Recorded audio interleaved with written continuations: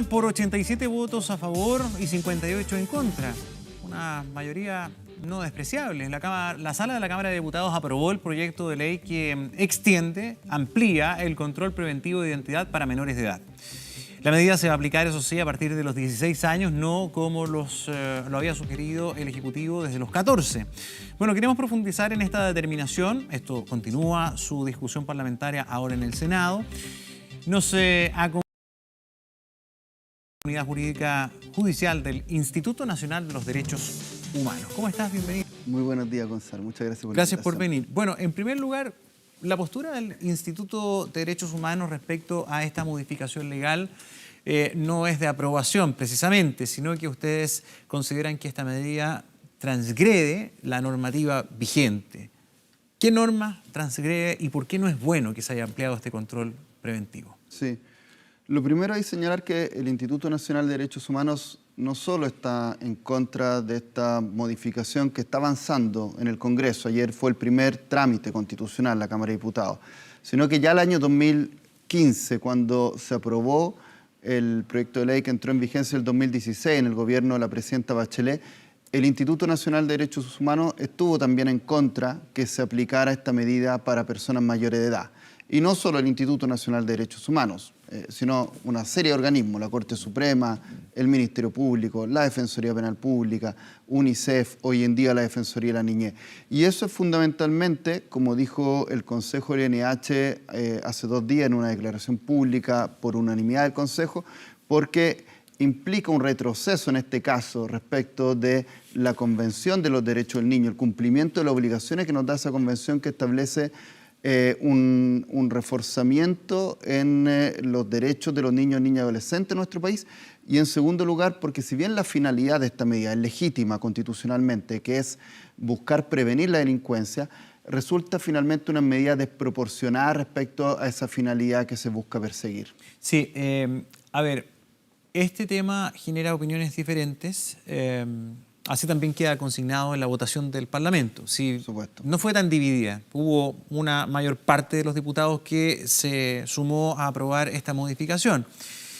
Pero hay quienes me escriben a mí en lo personal y me han dicho, oye, ustedes están en contra del control. No, acá no se trata de lo que nosotros creamos. Pero me escribió una persona que tuvo un familiar que fue asesinado por un menor de 16 años. Entonces me dice, oye, tal vez si se lo hubiera controlado hubiéramos tenido a mi familiar vivo. Entonces, doy solamente ese ejemplo para también darle lugar a aquellas personas que piensan que esto puede ser una herramienta más que podría colaborar. O otros que dicen, oye, bueno, pero si voy al aeropuerto con mis hijos, nos revisan a todos de pie a cabeza. ¿Cuál es el problema que nos pidan identificación o nos revisen en pos de mayor seguridad?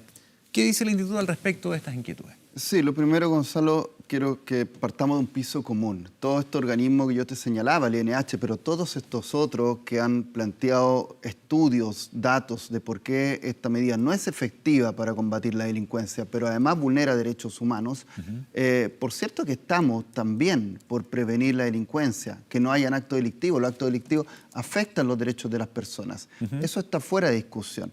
El tema es que de partida hoy día hay herramientas suficientes y la había ya antes de la ley del 2016 para las policías para controlar a las personas justamente para prevenir delitos. Hay una herramienta, el artículo 85 del Código Procesal Penal desde el año 1998 que permite, y lo permite también respecto de niños y adolescentes entre 14 y 18 años, controlarlos cuando hay indicios de que esa persona ha cometido o va a cometer un delito. El cambio es que ustedes dicen acá sería un control sin indicios.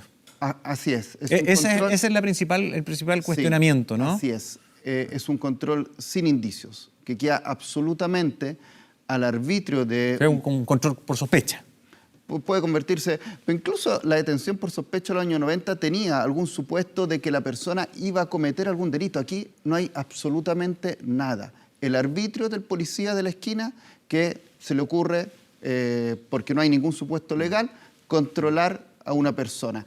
Bueno, desde el punto de vista, incluso los expertos en seguridad, perdón, hay argumentos en contra señalando que esto de la pesca de arrastre es ineficiente, toda vez que sería mucho más útil concentrar la fuerza, los esfuerzos en ir a atacar a aquellos grupos criminales que sí están establecidos y no estar haciendo esta pesca sin objetivos claros. Pero otros insisten y vuelven a citar casos como, por ejemplo, la inseguridad en colegios, ¿verdad? Hemos tenido, desgraciadamente, ahí focos como el Nacional, donde han ocurrido hechos súper graves, que me incendiaron la inspectoría. Entonces, hay algunos que dicen, oye, bueno, a lo mejor controlándolo un poco más, revisando, se podría evitar este tipo de cosas, nuevamente.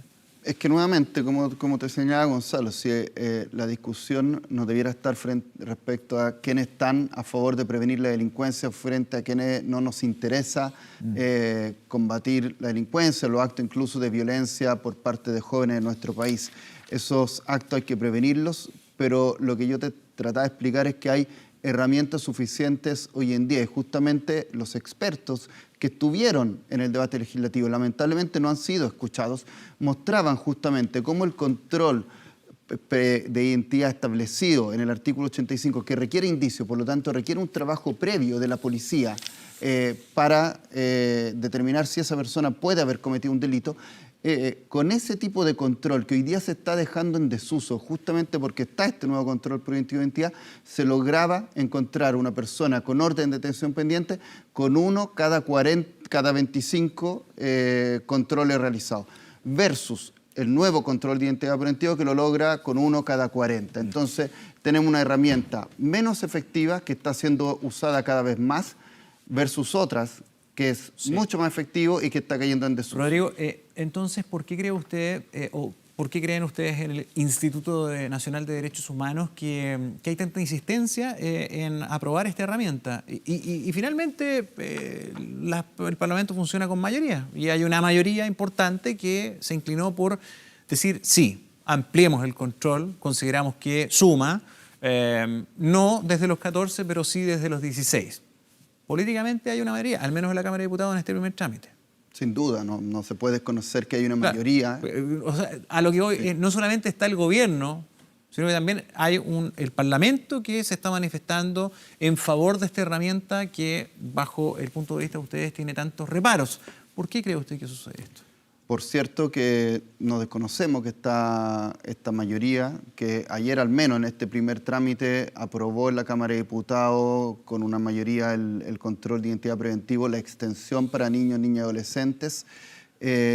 Lo que sí ojalá ocurra en el Senado, que se escuchen los estudios, que se escuchen mayormente al organismo del sistema de justicia que han mostrado su preocupación. Y Gonzalo, no solo respecto de la extensión a niños, niñas y adolescentes del control de identidad preventivo, sino respecto a estas nuevas facultades también que se otorgan respecto de personas mayores de edad. Porque... ¿registro de vehículo? Así es, registro de vehículo, registro de vestimenta, y registro de mochilas o bolsos. Claro, esas son nuevas incorporaciones a la norma vigente. Más allá de la ampliación de edad, tenemos estos nuevos elementos que se suman. Se suman y la preocupación, Gonzalo, es que esa facultad existía ya, pero existía cuando la policía tiene un indicio. Esto no tiene ningún parangón. Si hubiera indicios, ustedes no tendrían problema en que se revisara todo. La policía debe poder actuar cuando tiene un indicio, cuando tiene algún elemento fundado de que una persona ha cometido o va a cometer un delito, pero en los términos que se plantea en la aprobación ayer de la Cámara de Diputados, no existe ningún país del mundo. Y tampoco en ningún país del mundo se realiza la cantidad de controles, por lo menos en las democracias occidentales, que se realizan en Chile. No es así. Así es. No, pues, el año pasado se realizaron casi... ¿Francia y Alemania tienen control preventivo? Francia, Alemania... ¿Francia te revisan todo? Francia, Alemania... Si tú vas al borde de la Torre Eiffel y te revisan hasta los zapatos, no dicen ni pío, porque ellos sí lo hacen, digamos. Pero, Gonzalo, los supuestos legales que están en todos estos países requieren al menos un indicio, una sospecha fundada de que alguien comete un delito, que es lo que tenemos en Chile hace más de 20 años. Pero no es tan así, ¿eh? Sí, es así. No, o sea, me ha tocado ir y la verdad es que te revisan y no te preguntan nada. Y no estaba yo precisamente con una actitud de tratar de asaltar a alguien o nada. Y te revisan, te piden identificación o en fin. Bueno, pero cada país hace lo que quiere. Yo solamente lo cito, creo que no podemos decir que no pasa en ninguna parte del mundo. Sí pasa. Hay países que no con los fundamentos, sin fundamentos, sin indicios, sin sospecha, como en Chile, ni la cantidad de controles que se realizan en la calle, en la vía pública. Porque aquí se ha dicho mucho, esta es la vía pública. Por cierto que es la vía pública, pero los ciudadanos y ciudadanas de este país debiéramos poder todavía tener el derecho de circular por la vía pública sin ser controlados si es que no hemos cometido, si es que la policía no tiene un indicio de que cometió un delito. ¿Sabes qué? A veces se ha dicho, hemos hablado de estos temas con muchos invitados, y se ha dicho, incluso desde políticos de la centroizquierda, que cuando hay una discusión de esta naturaleza hay un dejo de trauma ideológico. Como que todavía está el recuerdo de aquella época de la represión de dictadura y de los excesos y de situaciones, por cierto, muy cuestionables que nadie quiere, porque la Constitución nuestra garantiza el libre tránsito y todos los derechos, y nosotros queremos todos, me imagino yo, mantenerlos. Sin embargo, hay un tema que también se plantea. Las sociedades en conjunto se ponen de acuerdo en, bajo ciertas circunstancias, nosotros entregamos parte de nuestros derechos en pos de, por ejemplo, mayor seguridad. ¿Qué le dices tú, por ejemplo, a aquellos que señalan, yo no tengo problema que me revisen el auto si esto va a significar que no me van a andar haciendo encerrona? No tengo problema en que me revisen la mochila si esto va a significar que a mi hijo no lo vayan a asaltar afuera de un metro o qué sé yo. ¿Qué le dices tú a esa gente que también piensa que esto hace falta? Sí, yo dos cosas te diría. Primero que lo que te planteaba anteriormente, obviamente la prevención del delito, el que se avance en la seguridad humana, es también un tema de derechos humanos, ¿ya? Y por cierto, hay que tomar medidas. Ahora, las medidas tienen que ser eficientes, por eso te planteaba la comparación entre el control de identidad del artículo 85 del Código Procesal Penal, que requiere indicios, versus este otro. También hay que tener en cuenta que la modificación, por ejemplo, hablando de jóvenes de este país, con la introducción de la Ley de Responsabilidad Penal Adolescente del año 2017, implicó también una disminución en los delitos cometidos por jóvenes, porque eso no se dice mucho, han disminuido los delitos cometidos por jóvenes, y en el sistema RPA el año 2007... Ha bajado considerablemente la participación de jóvenes en esos tipos de delitos. Así es, y en el sistema RPA el año 2007 había 70.000 jóvenes y hoy en día hay 30.000. Por lo tanto, hay sistemas y hay mecanismos y hay herramientas que han funcionado. Las herramientas que se usen, que además puedan restringir derechos fundamentales, tienen que funcionar, y tiene que además buscarse que esa restricción de derechos fundamentales sea acorde a lo que tiene que ser en una sociedad democrática. ¿No hay un trauma?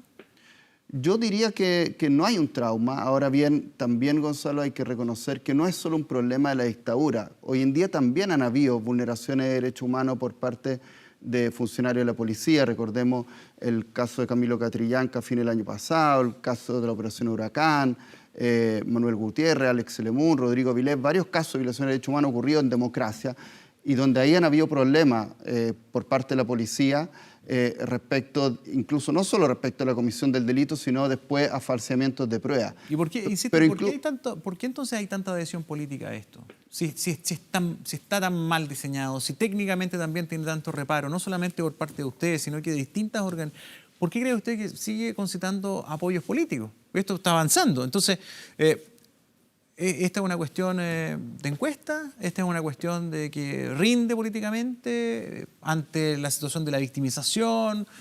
¿Políticamente es mejor aprobar? ¿Cómo leen ustedes entonces ese apoyo?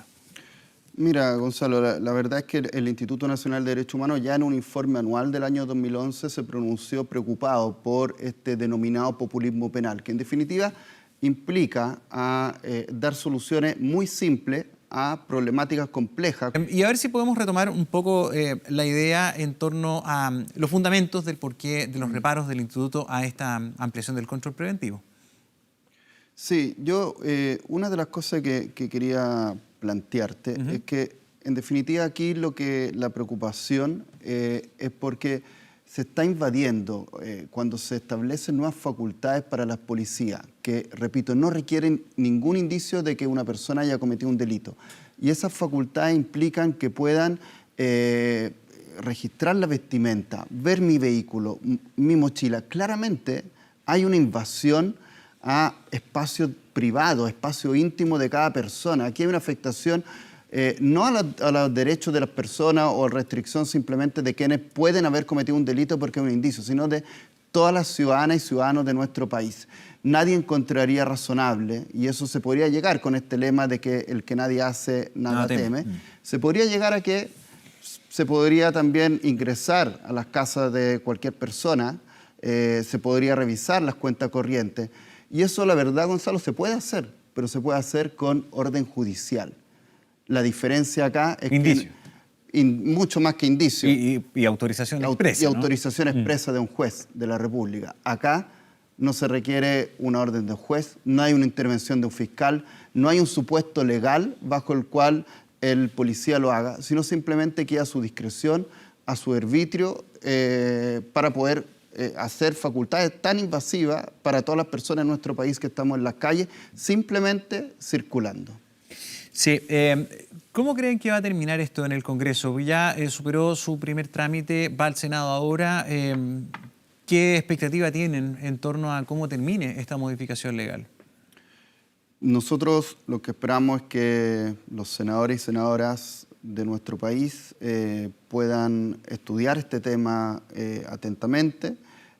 Por cierto, tenemos pleno respeto de lo que ha resuelto la Cámara de Diputados, pero aquí hay antecedentes contundentes, tanto para demostrar que no es una medida efectiva para prevenir la delincuencia. Eso lo han dicho distintos organismos, Paz Ciudadana, la Academia de la Universidad Diego Portales, etcétera, como que restringe derechos fundamentales.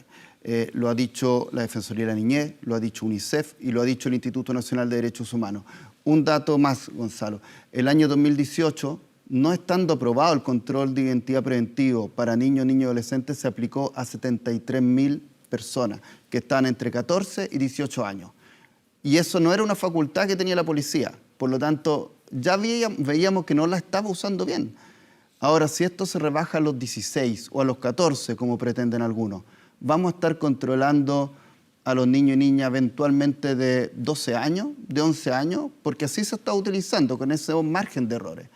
Eso sin duda preocupa desde la perspectiva de lo que tiene que ser la protección de la infancia. Los niños primero tienen que implicar que las niñas y niños de nuestro país sean protegidos y no que sean puestos desde tan temprana edad ante el sistema penal y de justicia. Muy bien, Rodrigo Bustos, gracias por acompañarnos desde el Instituto Nacional de Derechos Humanos para conocer el punto de vista respecto a esta modificación legal aún en curso. Buen día. Muchísimas gracias. Que esté muy bien.